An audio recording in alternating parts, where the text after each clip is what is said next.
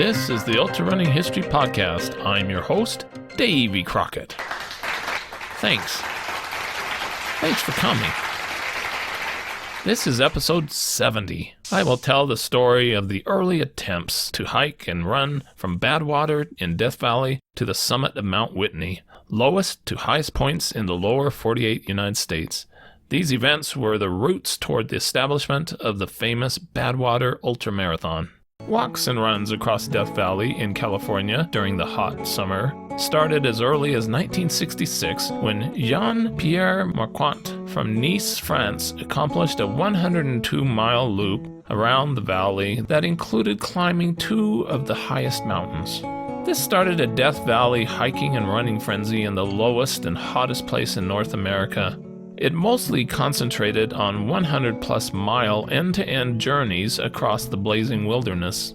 End-to-end records were set, broken, and recorded by the Death Valley Monument Rangers. All of these accomplishments were the roots of what eventually would become the Badwater Ultramarathon. But when did trekking from Badwater, minus 282 feet, to the top of Mount Whitney, 14,505 feet, start?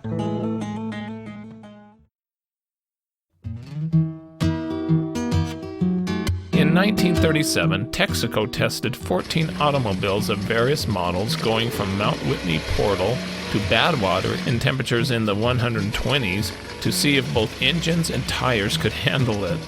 It was called, quote, one of the most grueling tests ever given to automobiles in history, and it was successful. In 1939, the low and high points received more attention when the San Francisco Examiner published a motor log stating that seeing both in one drive was a must-see. More attention brewed in 1956 when a Los Angeles newspaperman, Richard Hathcock, made a film of a 4-day trip by car from Badwater to Mount Whitney that was shown on ABC's Bold Journey show. Bold Journey, your television passport to the exciting, colorful world of adventure. In 1958, an article in the Boston Globe promoted the area with, "Do you like extremes? You can see Mount Whitney, the highest point in the United States, and Badwater, the lowest point, from the same place at Dante's View. You can travel in a few hours from the heat of the desert to the snowfields of the High Sierra." The first documented hikers to go from Badwater to the top of Mount Whitney were James Burnworth and Stanley Rotifer from San Diego, California, who in November 1969 backpacked the route in 2 weeks. Instead of using roads, they took a direct route across the valley. They said they did it just for the heck of it. They survived on food and water that they had buried in various locations ahead of time. By 1970, many hikers were making the trek across Death Valley, but not yet up to Mount Whitney Summit 2. It was reported, "The way park rangers tell it, they'll need crosswalks pretty soon to handle all the foot traffic across Death Valley." In 1970, about a half dozen hikers made the trek, including one pulling a miniature covered wagon. A ranger reported, "We've got a big list of inquiries from persons who want to walk, run, hike, skip, jump, and handstand their way through here, and we just can't keep up with it anymore." Rangers stopped trying to keep end-to-end valley records. They had given up keeping tabs on hikers. There were just too many. Paul Pfau, age 21, of Arcadia, California, was a student at St. Mary's College in California. As a class project in psychology, he decided to try to run Death Valley end-to-end. He accomplished it during the winter of 1971 in 3 days, 2 hours. He thought he was the first one to do this, but he was not. See episode 62. About a month later, he ran back in the other direction, taking 3 days, but was on his feet for about 26 hours. He was the first known person to run it in both directions. A couple months later in May, he also climbed Mount Whitney with a friend, but not in a continuous trip from Badwater. But news of both his Death Valley runs and his climb up Mount Whitney were widely published together. In January 1972, Pfau was working as a counselor at La Salle High School in Sierra Madre, California. As part of his outdoor exploration, safety, and survival course, he organized a group of students to go with him on a 10-day backpacking trip from Badwater to the base of Mount Whitney, about 130 miles. Their planned route was to never be more than 2 miles from the road. The boys trained by doing daily 5-mile runs for a month. The group of 11 boys and Fal started out on January 19th, 1972. They completed their hike faster than planned in 8 days. Fal said, "We ran into just about everything there was to run into. The weather was good for about half the trip, but then we ran into snow and ice, crossing the mountains, and we used a lot of rope. On the third day, we ran out of water, and we are away from contact with the support column. We were out of water for 16 hours. There was a lot of discomfort, but no serious problem." Fal and 2 others had planned to also climb Mount Whitney, but canceled that plan due to bad, snowy weather. Fal later became a prosecuting attorney in Los Angeles and became an extreme adventurer. He skied to the North Pole and led 2 expeditions to the top of Mount Everest, including a famous 1995 climb that was made into a documentary involving the grandson of George Mallory, the early Mount Everest climber. Mount Everest is a compelling place, and it has been one heck of an obsession for me over the many years.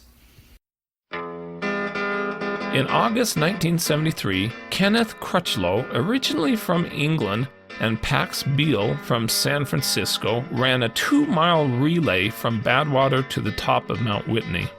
Crutchlow was a self-promoting endurance stunt artist. In 1970, he had raced Bruce Maxwell, a tennis professional, across Death Valley lengthwise for 5 days. Crutchlow also once swam from Alcatraz to San Francisco and accomplished many other stunts. Beal was a military heavyweight boxing champion who co-founded an early running club in the 1960s. Crutchlow was intrigued that the lowest and highest points in the continental United States were so close together. He developed a burning desire to attempt a speed record from Badwater to the top of Mount Whitney and proposed making the run as a relay with Beal. At first, Beal had zero desire to lug his 200-plus pound frame across the desert until it was brought into context to his own field, which was medicine. An idea was hatched to involve marathon legend Dr. Jean Pierre to study the effects of the two on the run. It was reported, The day of August 18th was set. A pit crew of 7 was assembled, including a UPI photographer and a freelance writer. Avis donated a car and station wagon, and a 3rd wagon was rented. The two trained by jogging in a sauna. They assembled everything the day before, including a mattress for the runners on the floor of one of the wagons, several chests of ice and dry ice, and 10 cases of Gatorade. A plan was established for a run of about 40 hours. Dr. Olliot set up her medical gear, which included a portable generator, centrifuge, miniature EKG, emergency drugs and IVs, bathroom scales, specimen bottles, syringes, thermometers, and more. More importantly, she made them sign a medical waiver so she wouldn't be liable for problems. At 4 a.m. on August 18, 1973, Crutchlow set off running the first mile of the relay from Badwater Basin into the 105-degree darkness to the cheers of, quote, 9 solitary souls echoing in the vastness of the enduring desert. Elaine Peterson was part of the crew. She was an experienced Bay Area marathon runner who in 1968 was one of several women who jumped in and ran the Boston Marathon when women were not allowed to run it. Peterson reported that she and the others who were in the crew ran, quote, empathy legs to know what the experience was like. She changed her thoughts from, they can do it, to, how can they stand it? They devised some Arab headgear which was soaked in ice water between relay legs. Oh, when you're running, the coolest place to run on pavement is on the white line. The white line, the sun heat rays get reflected off of the white line. With the black, it absorbs the heat and it's much, much hotter. The white line, compared to touching the pavement, it's a big difference in the heat. And the runner's feet can definitely tell me. Runner's feet will pick up more heat, but they'll minimize that by running on the white line. The pace slowed, and it was not an optimistic group that stumbled into Stovepipe Wells, mile 42, at noon, where a thermometer in the shadiest, coolest nook recorded 116 degrees. Dr. Olliott took blood samples and the weight of the two runners. Crutchlow had already lost 10 pounds and was cold and clammy. His vital signs were fine, and he was determined to go on, so off he went. But soon he became vomiting violently, so Olliott took him to Panamint Springs to cool off. Beale was doing fine and took over all the running. But when he reached the springs, about mile 73, he didn't look very good either. Crutchlow recovered finally and rejoined the relay. Then disaster struck. As we came into the unexpected searing heat of the next valley, they lost momentum. Our shaky research had not shown this second desert. Oh, no! It was the low point mentally for all of us. We knew that the 40-hour goal was impossible. They halted at midnight 20 hours to make new plans. There was no mention of quitting, but Olliott proposed a 5-hour sleep break. They drove to the top of Inyo Range, where it was cooler, and they all passed out.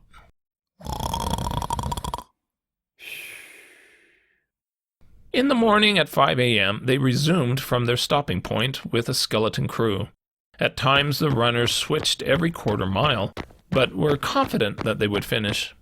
They successfully reached Lone Pine, about 122 miles, by late afternoon, where it was a frigid 96 degrees. Their advance team had secured a motel with a pool for the crew. The runners continued on to Whitney Portal so that they could start the climb up Mount Whitney at daybreak. On the hike up the mountain, 3 of the crew went with them and said they were spent bullets. Passing hikers had heard what they were doing and were amazed. Wow! The snow they hiked through felt good on their Achilles tendons. They actually quickened their pace as the roof of the summit shack became visible through the sudden snowfall.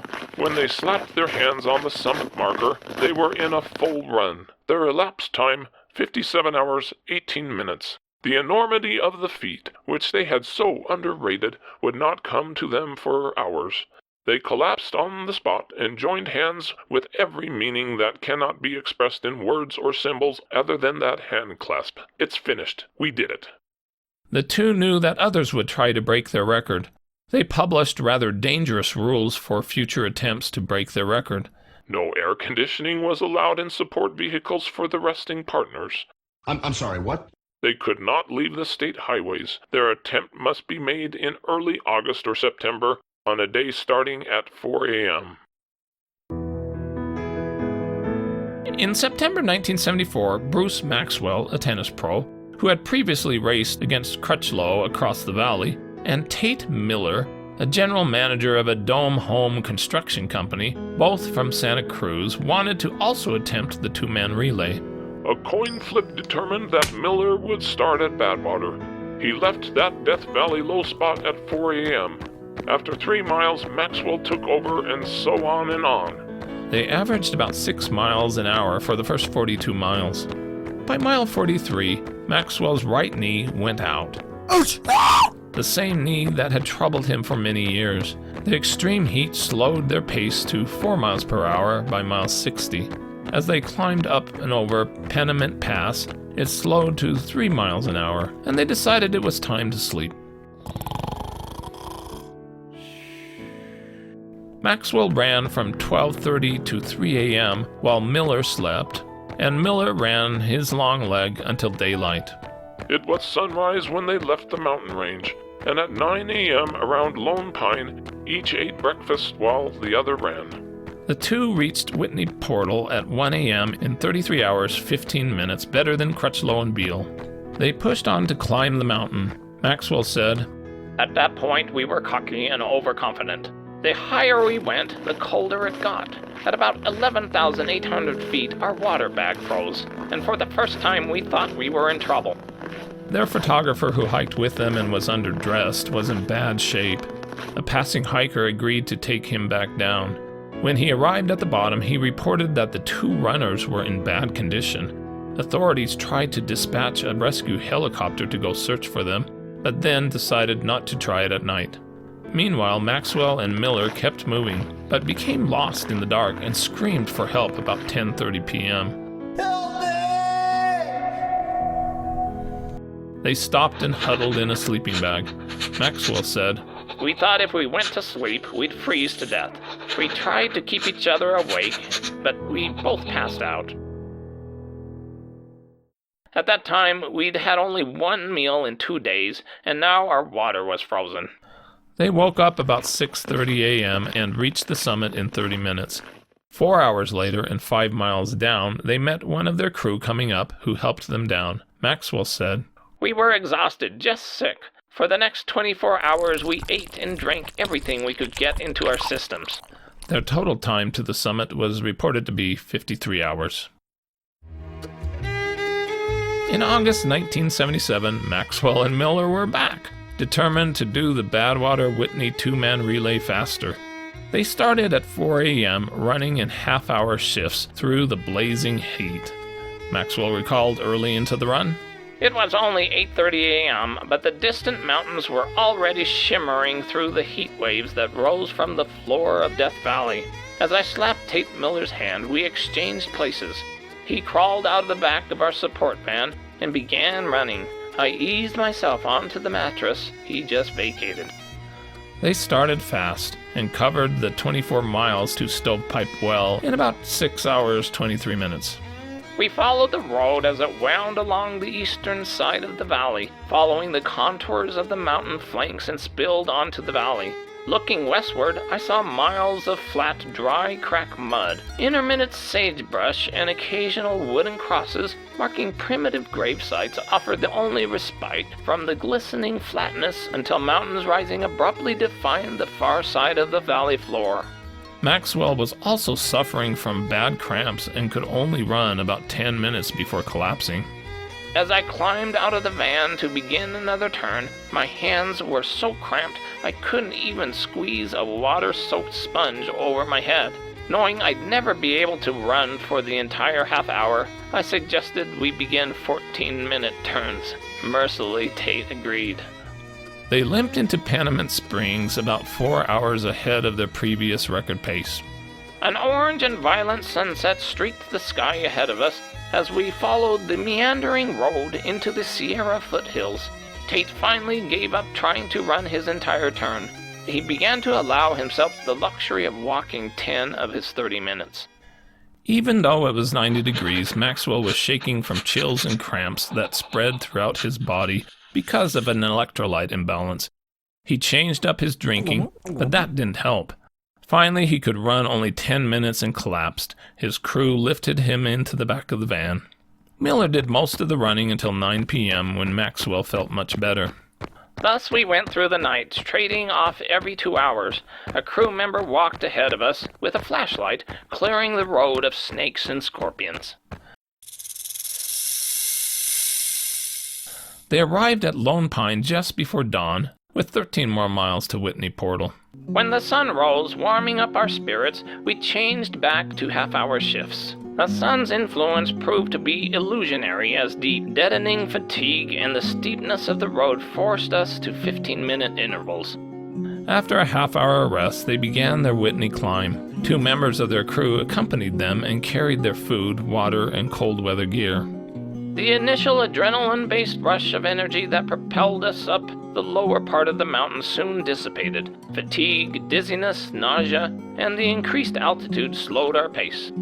One crew member got sick at 12,000 feet and headed back down. They reached the summit at the 35-hour, 50-minute mark. They had crushed their existing relay record. We slapped hands and fell into an embrace. Albert Arnold of Walnut Creek, California, a World War II veteran, was a health club director who once weighed 300 pounds before he decided to commit himself to fitness. Hey, hey, hey! It's Fred Albert! For several years after he had heard about Crutchlow and Beale's 1973 run, he had a goal to run from Badwater solo to the top of Mount Whitney. He had tried and failed 2 times. The first time only made it 18 miles because of severe dehydration, and the second time he hyperextended his right knee after 50 miles when trying to shortcut across Devil's Golf Course. In August 1977, he made his third attempt. Arnold was confident this time and knew how to fuel, pace, and cool his body. He was a big guy, 6'5" and 200 pounds, and wanted to run across the valley without any pacers. He knew what endurance was all about. When he was in college in 1951, he and his friends set the world record for teeter-tottering, going up and down 45,159 times for 3 days and nights. What's this all about, Mr. Winters?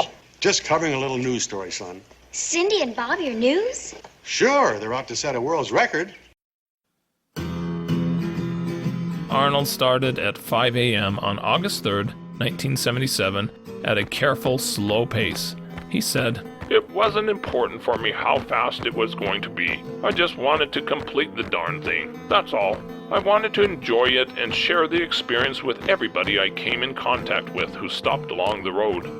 He stayed on the main road, traveling with a support car, using the future Badwater Ultramarathon format. I was excited about the beauty and fantasizing about the old prospectors, the Indians, the battles that might have been fought, the people out here struggling or perishing maybe, within a few feet of where I was running. After covering 40 miles in 10 hours, Arnold got sick and his knee really hurt. Ugh. After about 70 miles at Panamint Springs, the Department of Transportation was stopping all traffic going up the road ahead of him. There was demolition going on, and it would be a 6-hour delay. Not wanting to wait that long, he grabbed 2 gallons of water and went off the road into Panamint Valley. The temperature was brutal in the 120s, but Arnold only made 3 very long stops along the way. Smoke was bad due to forest fires. Eventually I caught a glimpse of Mount Whitney, and for the first time I was able to see my object and felt a communication between this 3-mile-high piece of granite and myself. I said to her, "Well, you probably thought you'd never see me, but I'm going to be on top of you. She's a very powerful lady, and I didn't want to conquer her, just be part of a relationship." After 74 hours in the morning, he started up the trail with his photographer, Phillips. Previously, they had hid a backpack with warm clothes, a sleeping bag, and food halfway up. At 12,000 feet, before the many switchbacks, Arnold was very dizzy and nearly walked off the trail several times. Thankfully, he was caught by Phillips. Eventually, they arrived at the summit. His journey had taken 84 hours. I just sat down on a rock. It was very low-key and bawled my fool head off for a couple minutes.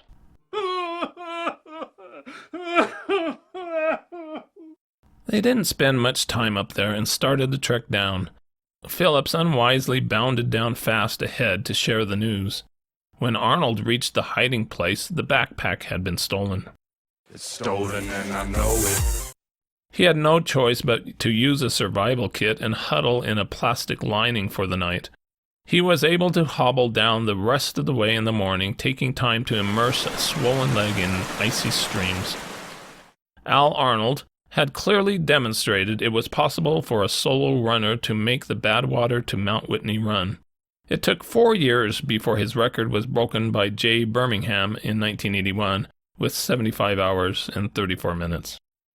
In 2002, Arnold attended the Badwater Ultramarathon and was the first inductee into the Badwater Hall of Fame. He passed away in 2017 at the age of 89.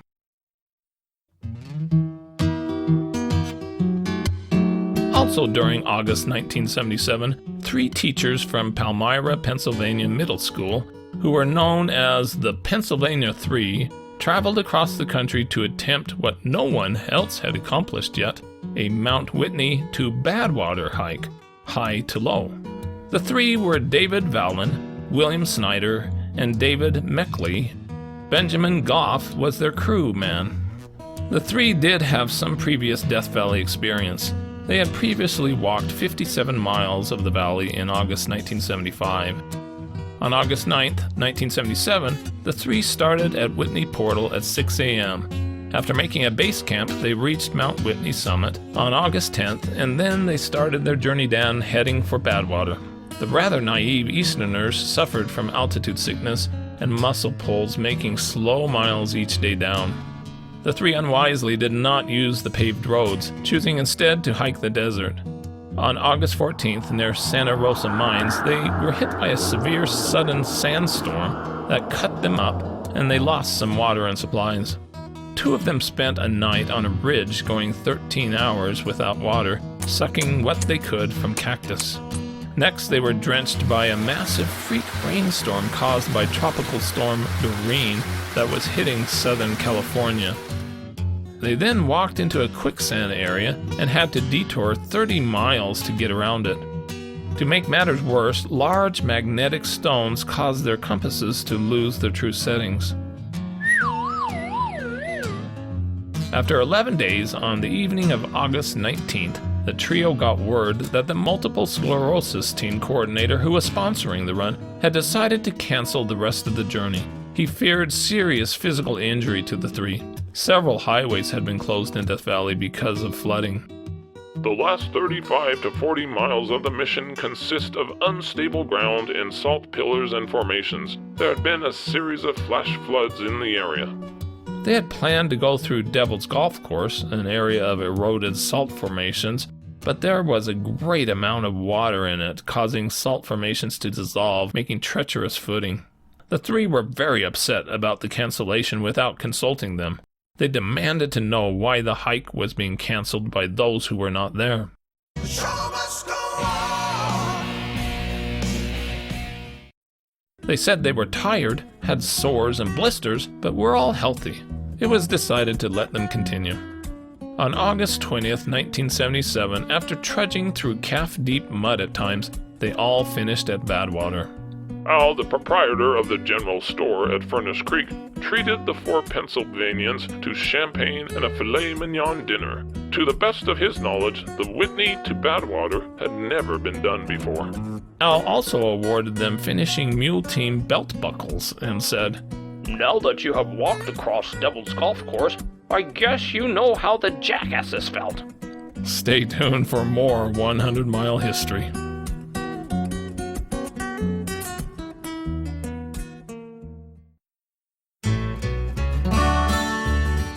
With that, this is Davy Crockett, and this is the Ultrarunning History Podcast. I hope you run fast and far, enjoy life, get outdoors, and most of all, stay safe and don't take unnecessary chances.